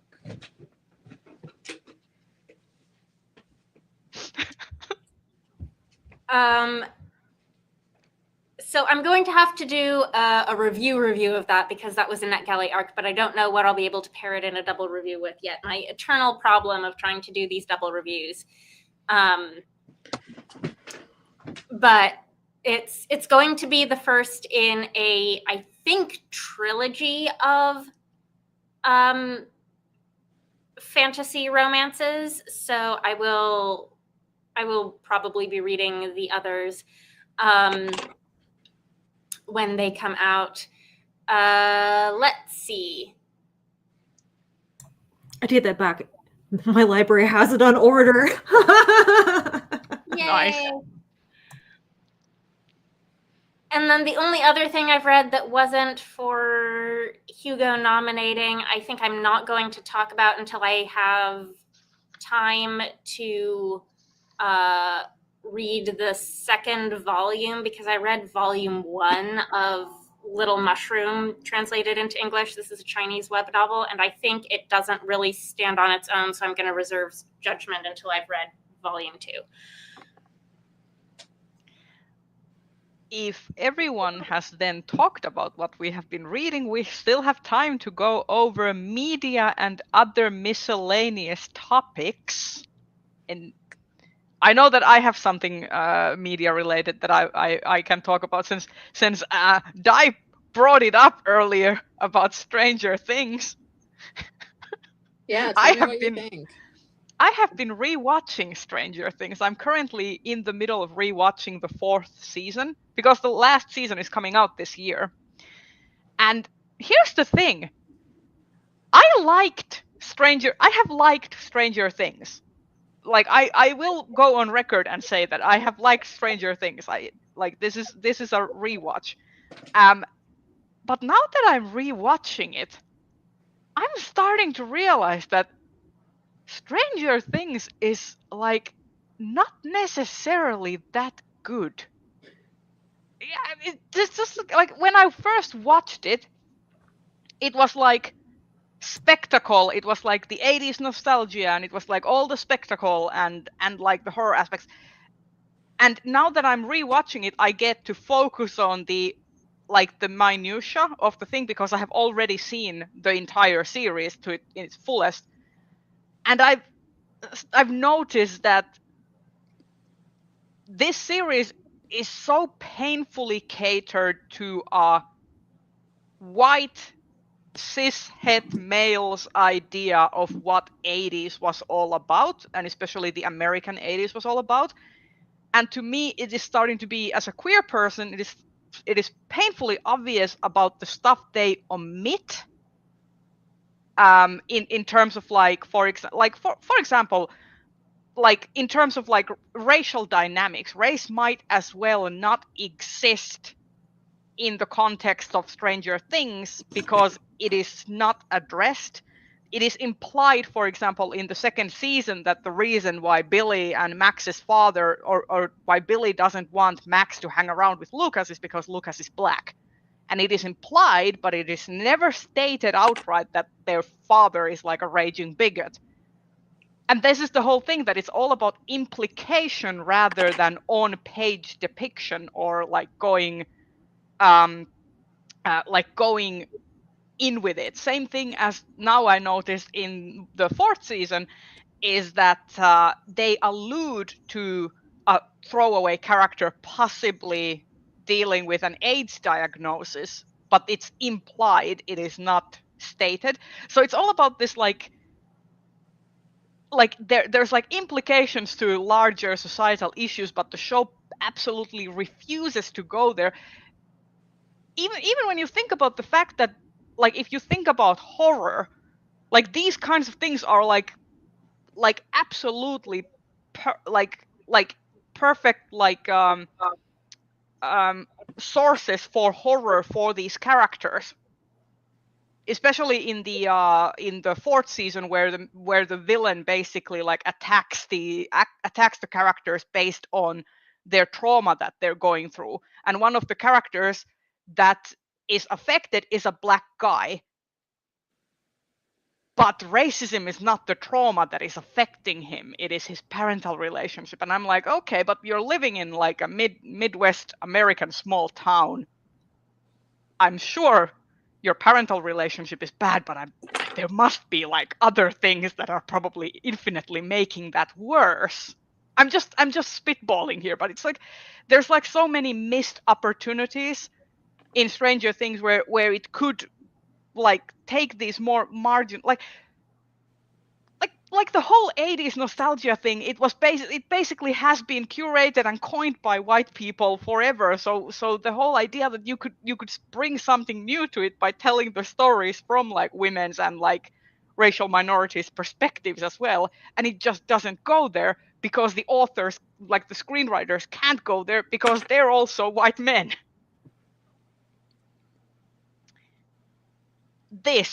It wants all the audiences without being called the W word. Exactly. This is exactly. I think it's a deliberate tactic of like, we don't want to bring these issues up because like it's I think partly it's because of a skill issue. They do not have the nuance, because let's face it, the way they write the women characters in the show is also like not great. Like all of the main women characters in the show are manic pixie dream girls. All of them, absolutely every single one of them is a manic pixie dream girl. So yeah, I have conflicting feelings about Stranger Things now, because like back when I watched it the first time, I was like, yay, this is a great show, and now I'm rewatching it and I'm like, yeah, this show has issues. I mean, I'm still enjoying it, but boy, it's not. No, not great. So yeah, that has been fun. I'm not sure what to think about the fifth season coming up this year. I think it'll be. I mean, granted, I only saw the first season, and then kind of, I was in grad school when season 2 came out, and I never got around to watching it, and everything I've heard has not made me want to. But yeah, I think it's one of those things where it could, like, I think it could have just been a single season show. Oh yeah. It did not need, like, the problem with Stranger Things is that it got too popular, and then Netflix decided to like, okay, you're gonna get all of the seasons. You are our flagship thing. I will say that like I think the 4th season is probably the best season out of all of them. Especially now on rewatch, I think the 4th season is probably the best one. In terms of like really getting the satanic panic of D&D and stuff, I think they should have told 4th season story like basically combining the 4th and 1st season, and then it would have been perfect essentially. But yeah. Sorry, I'm looking outside and it is just a deluge coming down. Of rain or snow? Yes. Oh. Like, it is hard to see to the other side of the parking lot. Aside from Stranger Things, I have been watching some anime. Happy Marriage, My Happy Marriage season 2. Is that the one where they faked their death? No, it's based in the late 19th to early 20th century Japan, where the westernization period is going on in Japan. Okay, at the start of the 20th century. Okay, I couldn't remember the title of that one where like the lady fakes her death. Oh, it's a K-drama. That's a webtoon. It's a Korean webtoon, and that's a Betrayal of Dignity. Thank you. This one is an anime show about arranged marriage. Wait. Do you say it's called Betrayal of Dignity? Yeah. That's the name of it? The webtoon is called Betrayal of Dignity. Sorry, one of Sunshine's birds showed up on the balcony, and I needed to make sure she saw that her bird was there. I will say, the only dignity that is betrayed is mine, because I'm still reading that series. It's my dignity. I am betraying my own dignity. Reading it so you can recap it for us too. That is that is true. Oh god, about that series. Like I just recently the series is now going through like a flashback sequence of showing the early parts of the show when the guy was like romancing the main female lead from the guy's perspective. So it's basically he loved her all along, and it was never about like this antagonism and like manipulation. He loved her all along, and I'm like, bullshit. It sounds like this webtoon is trying to gaslight its readers. I know. It's like we were not reading the same thing. You cannot give me a flashback and tell me that the guy like no. You mean they're trying to tell you that it's not a horror story? It's bad. It's bad. Anyway, what was I saying? Yes, My Happy Marriage. I am enjoying the 2nd season because Mio is finally getting some backbone. She's finally talking back to people, and she's actually like holding her ground. And I still feel like I want her to find more about her own powers without having to rely on the men around her. But she's finally developing some much needed backbone, and I enjoy that. The last episode, because I'm not caught up. The last episode that I watched was the one where she's made a friend, and her friend's like, I can't be in your life anymore. She's like, no, I want you to be my friend. I'm like, yeah, exactly. Also, is it just me, but that whole sequence between their like friendship, I'm like, this is so queer coded. Oh, like, this is like there's like so much queer yearning going on with these 2 women, and I'm like, I wouldn't be mad if like Mio should just have a polycule with Kyoko and Kaoruko. I would not mind it. But yeah, I have been watching My Happy Marriage, and it has been pretty good. I have not delved too deep into the current anime season. I know Solo Leveling season 2 is airing right now.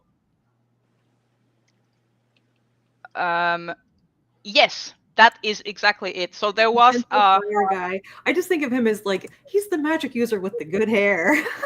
he has very good hair.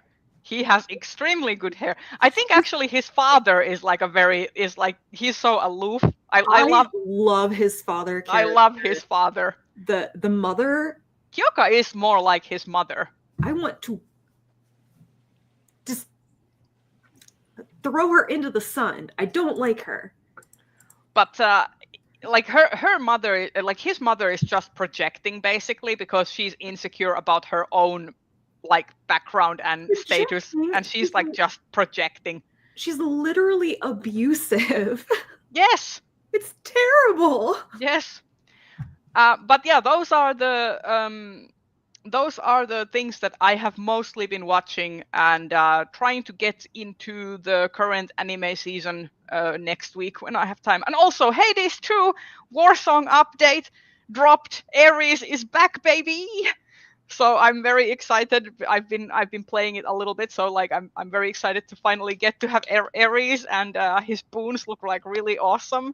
He has some new so in the first game, Doom effects and Blade Rifts were basically his thing, and now he has this new status effect called Wounds, where enemies may drop like blood drops, and you get extra attack speed and like move speed when you collect the blood drops. So I'm really excited for Ares. Who wants to go next about media? I can go next. Mine is going to be real quick. I haven't really watching anything. I did finally pick up some TNG. I have been incredibly slowly watching TNG for like the past few years. I'm still at the end of season 2. Because here's the thing. It's not, all right, parts of season 1 are terrible. It's not like it's terrible. It's just that like I haven't hit the part where like people tell me it's really like fantastic. I did finally get to the introduction of the Borg, and that was good. Because like as someone who grew up on Voyager, like when I was little, I found the Borg very terrifying. But it was cool. I know Pulaski's leaving. I know she wasn't a very good fit with how they introduced her. But I like her. She's interesting. I do miss Beverly Crusher though, so I'm very excited she's coming back in season 3. I also watched more Gastronauts on Dropout, so I highly recommend Dropout. Best $6 a month I spend, and it's the premise of Gastronauts is so there's 3 professional chefs and 3 comedians, and the comedians give the chefs a prompt or a challenge, and the chefs have to execute it. So it can be, give me a diorama made with dinosaur chicken nuggets, or give me the heaviest food you can. Like, not just it feels heavy when you eat it, like I have to weigh it and it is heavy. And it's very fun. It's very silly. I enjoy it a lot. And then, is there anything else? Oh, so not media, but because I went to Europe for a conference and I spent a few days in London beforehand, and I went to the British Natural History Museum, and there's some truly cursed taxidermy there. Like, oh, I love cursed taxidermy. My favorite is still more photos. But I'll send you the photo of the raccoon that I took, which is like one of the least cursed taxidermies in there, and it's still like not great. My favorite is I can basically show it to you. I'll share my screen for this. But yeah, it was really fun. I do love a natural history museum. This is the best cursed taxidermy there is. I'm not sure if anyone is like aware of this. Is a very famous meme, and especially in the Finnish. The meme, I was not aware that it was a real taxidermy. Yeah, it is a real taxidermy, and it is so bad, but it's like, it's great. Yeah, anyway, so it was good. I had a good time. I saw friends while I was there, and I ate some delicious food. We also went to Kew Gardens, which was cool. We were hoping to see the orchids, but we were very bad about buying tickets ahead of time, so we did not see the orchids. But yeah, I'm going to, like I said, I'm going to DC soon for another work thing, and I'm hoping to hit up the Smithsonian Natural History Museum. And it's been like a decade since I've been there, so I don't remember them having cursed taxidermy, but I will definitely send photos to the group chat if I see some more cursed taxidermy. My other favorite, aside from the fox, is the lion that was that was brought to a Danish king, and the person had never seen a lion in their life, but they were given this like lion pelt and do a taxidermy with this. And he just basically was like, okay, I'll wing it. And it's one of those, it's like such a sad lion. Yeah, there's like I said, I don't remember if the Smithsonian has any cursed taxidermy. They do have the Hope Diamond, though, which I will not steal and drop into the ocean.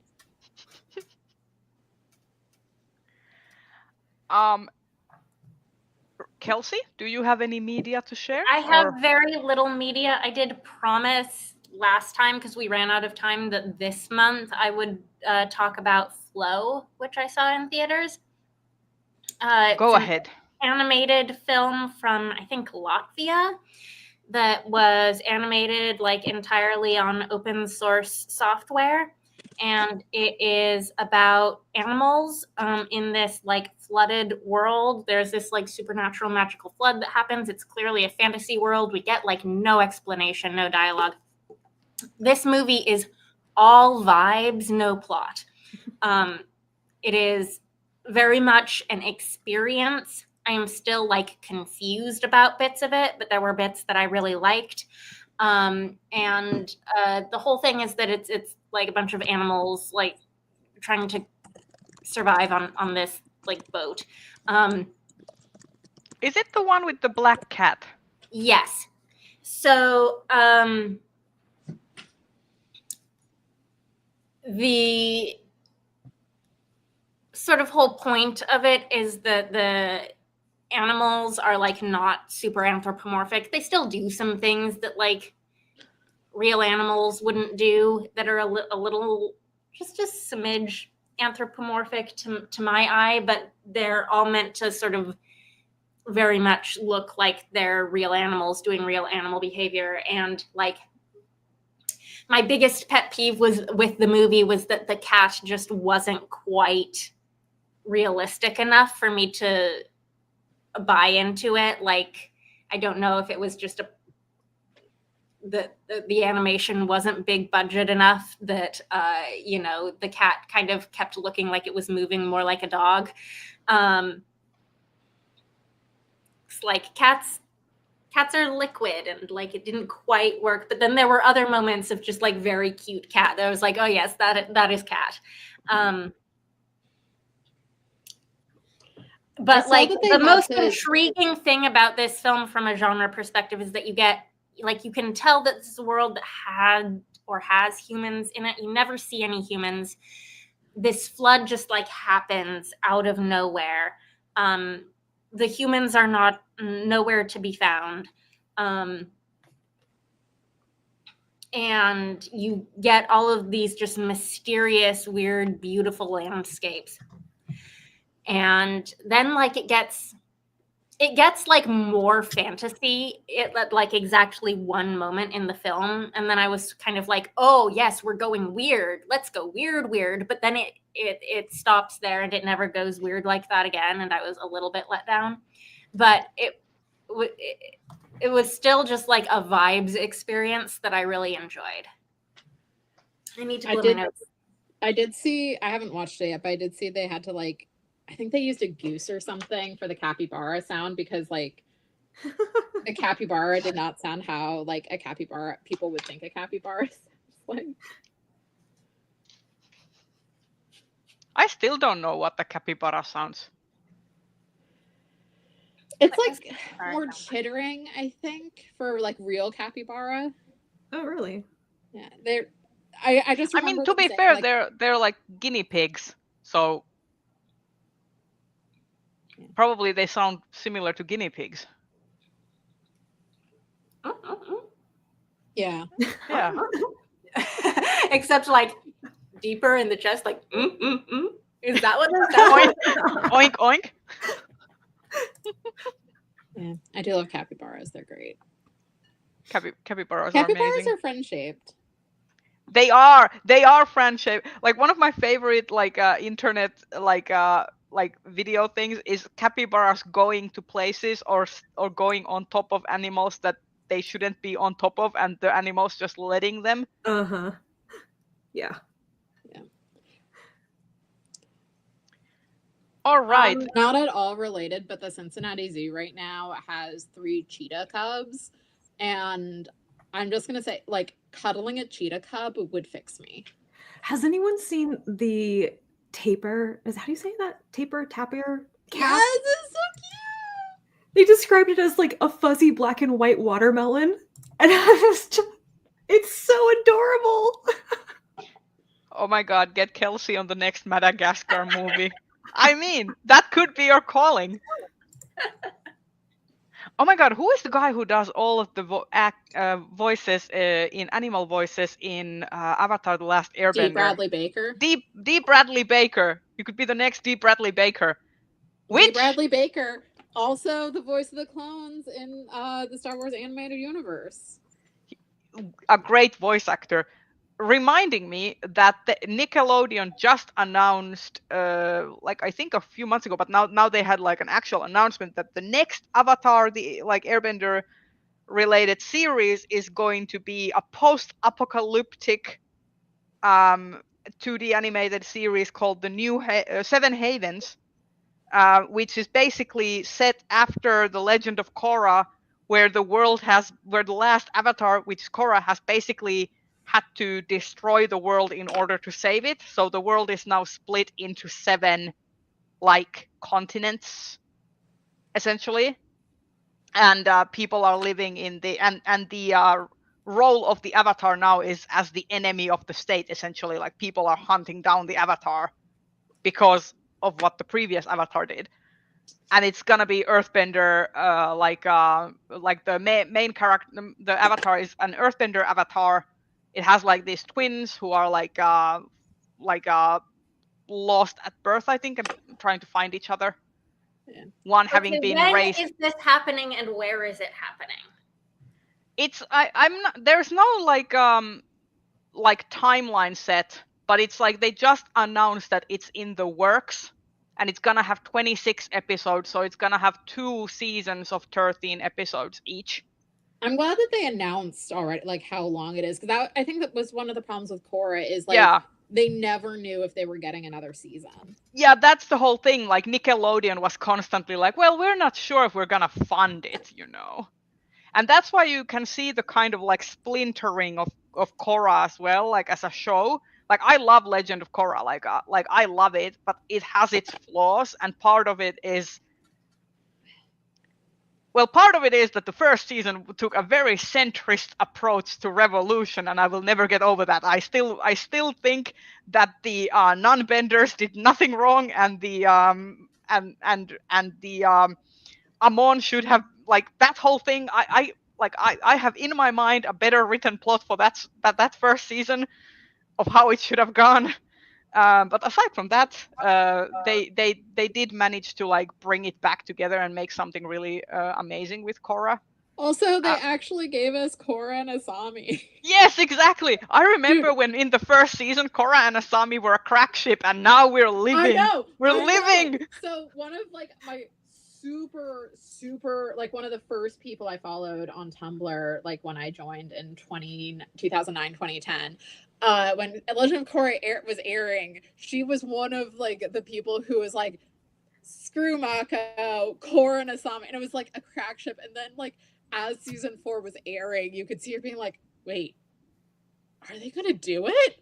Yeah, and even in season 3, you could, and like there were moments in season 2 when they start spending a little more time together, and then in season 3, like you could see that they were already like in season 3 starting to plant the seeds that these two are gonna end up together. I think like the opposite experience where this series, where when I started watching Legend of Korra, literally the only thing I knew about it was that Korra and Asami were endgame. And so it frustrated me so much that it took so long. So I have any of it to happen. So I have another hilarious Legend of Korra story. So finale happened when I was living in DC, and I had 2 roommates at the time, one of whom is queer, one of whom is straight. And so my queer roommate and I, like, we had seen, like, we were texting, like, oh my god, did you see what happened with Legend of Korra? I can't believe they actually did that. This is so great. And our straight was like, you know, I'm so glad that Korra and Asami like went off and were like such good friends together. I mean, here's the thing, because it could be like, I know, it was so sad. I just recently had this feeling, because like, you know, I have watched the Korra Asami ending and stuff, and I recently had this thing with Arcane season 2. First of all, Kate and Vi, yay, lesbians, let's go. But Jace and Victor, the way they ended, that was the Korra Asami ending from Legend of Korra. And people are still getting mad that people are shipping Jace and Victor. And I'm like, they literally, like, the way they ended, like what? Like, I'm still like, do you just cosmically touch foreheads and grab your friends by the neck to touch their foreheads in the cosmic like afterglow? And what, you mean you don't, Ray? Like, I do, but you know. But it's like, but also the thing like, and what does Victor say to Jace or whatever? Like it was every like our paths diverged. Our paths diverged long ago. It was affection that held us together. That was their breakup line. And then in the end, where he was like, minor spoilers for Arcane season 2, by the way, like not going into detail, but the thing he says to Jace is like, in every timeline, in every universe, only you could show me this. And I'm like, yeah, that's some gay fucking writing. That's like, like I'm sorry, but the historians will say they were just lab partners.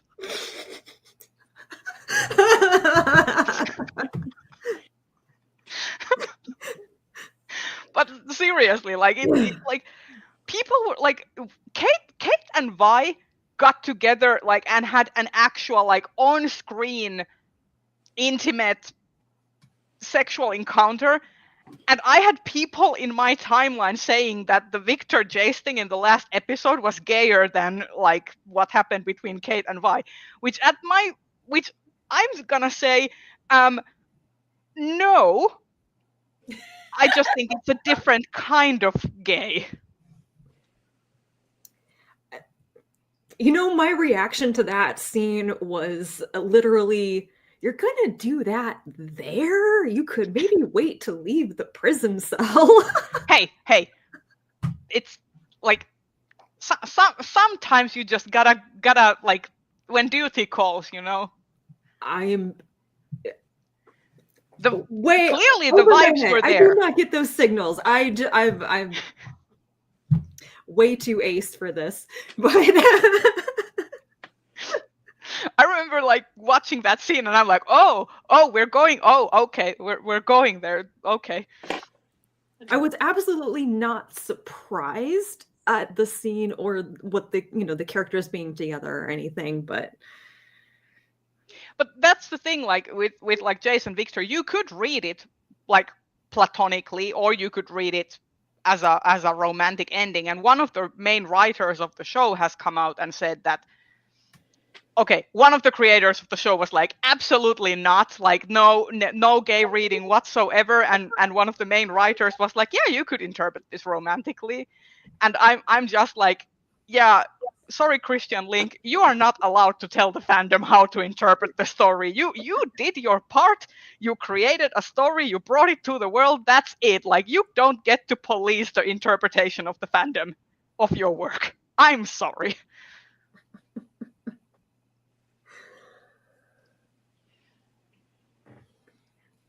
Way too ace for this should be a sticker. Yes. God, I need that sticker. If somebody can find it, please let me know. All right. We have come up a little bit over time, so I'm gonna start wrapping things up. So thank you everyone for joining in the discussion, and remember, you have until March 14th to nominate in the Hugos. If you have a supporting or attending membership to Seattle or a membership from Scotland, Glasgow, you are eligible to nominate for the Hugo Award. So please, if you can, do. There's some really cool stuff that was released last year that deserves awards. And think of it this: we're free from Scalzi for at least 1 year, so make the most of it. Yes. And also, I think Naomi Novik also can't be on the Lodestar this year. Did they release anything last year? She released a short story collection. Okay, so Lodestar should be safe from Novik. I might nominate the Scalomance story for best short story, just because it was very cute, and it's very much the Scalomance being like, you will be friends and you will like it, to two people who are like, no, I hate this. Yeah.